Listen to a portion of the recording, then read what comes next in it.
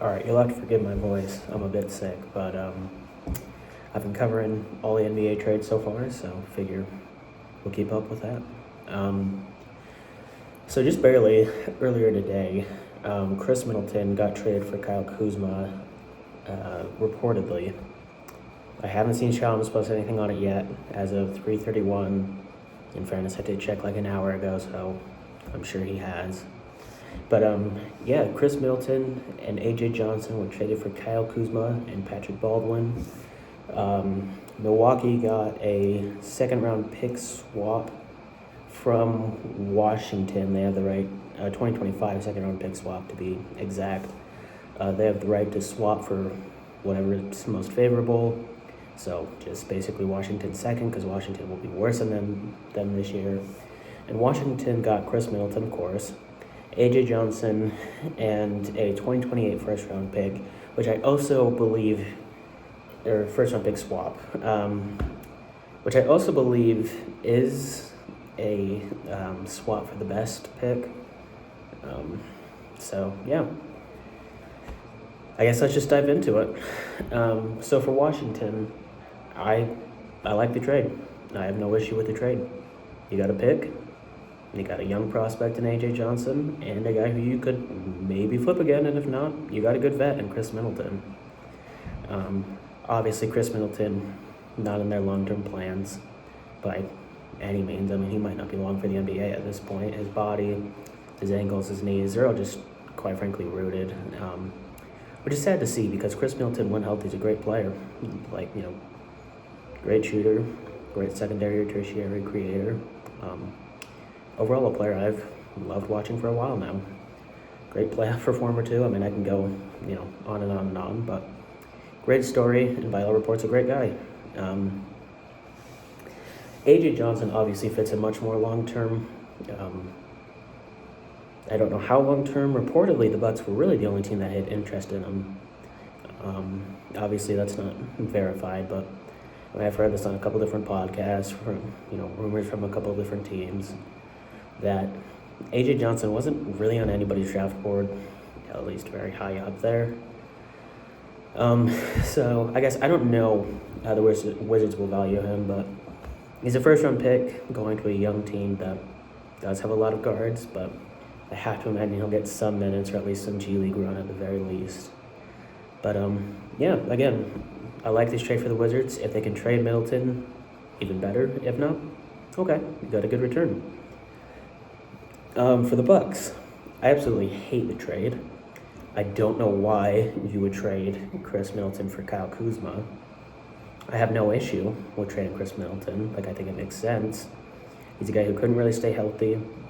When he was healthy, I thought he fit in great into their system, but ultimately he just couldn't really stay healthy. I mean, past couple years he's played 55, 33, 66, 68, 62 games for Milwaukee. This year he's only played 30, and I believe we're almost to 50 games.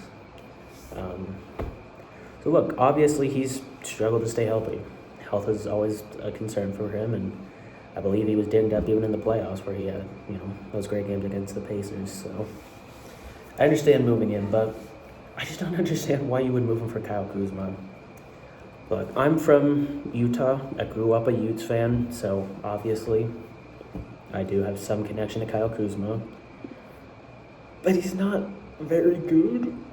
And again, I know I say this every video, obviously compared to me, you, or you name Timmy down the street, they would whoop all of our butts.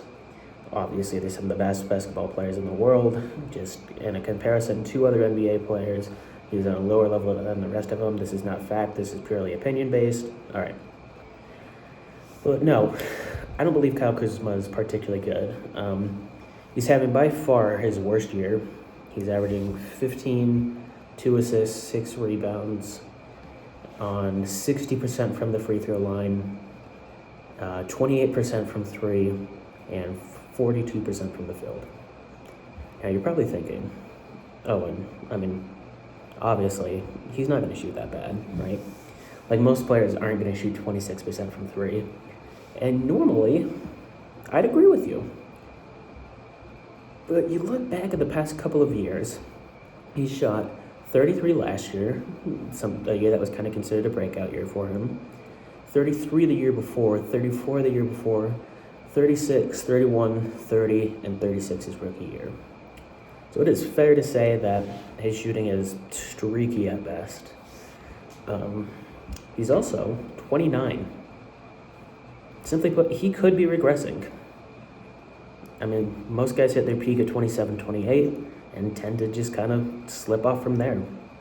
Especially for guys that, not necessarily Kyle Kuzma's archetype, but a Kyle Kuzma type of player, like a role player, somebody who will play a little bit bigger, a forward who relies a little bit on athleticism. Like, once their heydays are kind of done, they slip. And look, I believe we're seeing that this year. I don't know how much of that, well, include me, maybe look like I have a huge forehead. I don't know how much of that this year is just effort or lack thereof. He looked pretty good last year, don't get me wrong. He really improved his defense, his passing, and his rebounding. I don't think he improved a ton offensively, but he definitely took smarter shots and kind of fit in. Well, this year, I mean, dude was just chucking and missing like nobody's business. But yeah, I don't get it.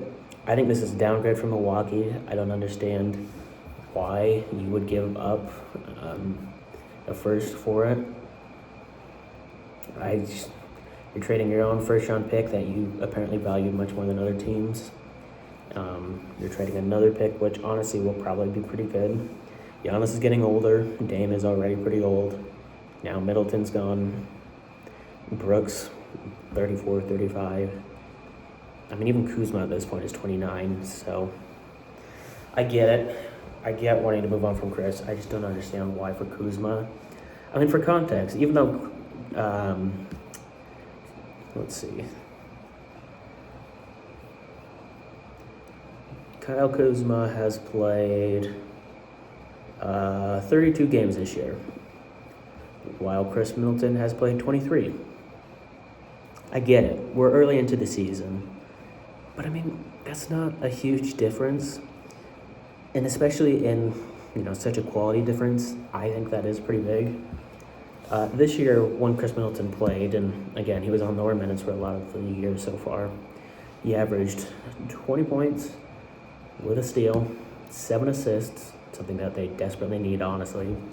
Outside of Giannis, they don't really have any consistent playmakers. Dame, been a good playmaker, but much more a scoring guard rather than any sort of guy to, set people up, get people in their spots. 6 rebounds, 84% from the line, effective field goal percentage of 60, pretty good. Field goal percentage of 51, might dip a bit, but a 3-point percentage of 40. Like, that's all really good. That's all really good. They needed consistent creation. Chris Middleton kind of gave them that. They needed secondary or tertiary passing. Chris Middleton kind of gave them that. They needed a guy who could fit into the system and kind of stay out of the way. Chris Middleton gave them that. You lose a lot of passing by getting Kuzma.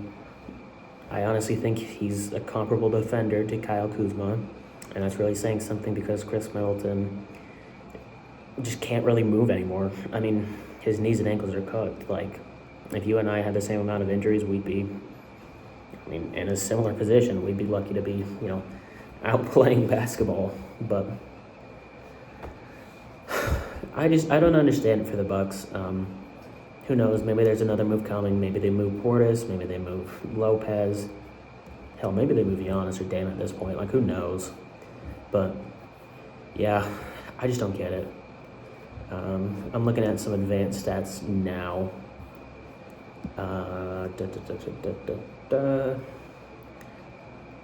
Chris Middleton's Kyle Kuzma's defensive box plus minus is negative 2.5 this year, and offensive -3 about.